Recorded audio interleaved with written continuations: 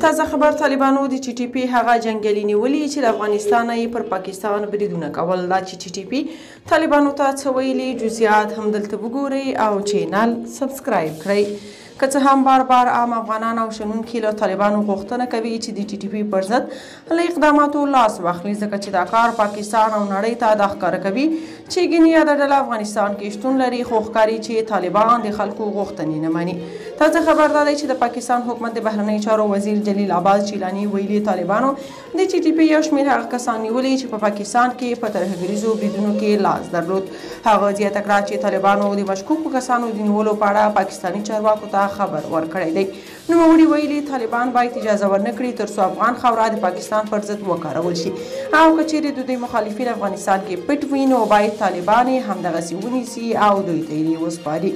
بلخوا بیا د ټي ټي پی یو شمېر فعالانو ټویټر کې لیکلي چې طالبان د دوی په سر پاکستان سره معاملې لاس واخلي. له پاکستاني طالبانو سره د اسلام آباد د خبرو له ناکامېدو سره په پاکستان کې ځانمرګي بریدونه، چاودنې او د امنیتي ځواکونو وژنې زیاتې شوي دي. د دغو بریدونو پړه تر ډیره پاکستاني طالبانو یا هغې ته نږدې ډلو منلې ده. له هغې وروسته د پاکستان ملکي او پوځي چارواکو پر افغان طالبانو تور پورې کړی و چې پاکستاني طالبانو ته پټن ځایونه ورکوي. له همدې امله نیوکې پرې او له افغانستان د هغوی د ایستلو غوښتنه کوله. د پاکستان د نیوکو په ځواب کې افغان طالبانو پر پاکستان تور لګاوه چې دغه هیواد د خپلو مخالفانو د ستونزې په حل کې پاتې راغلی او پر ځای یې دغه ډله ملامتوي.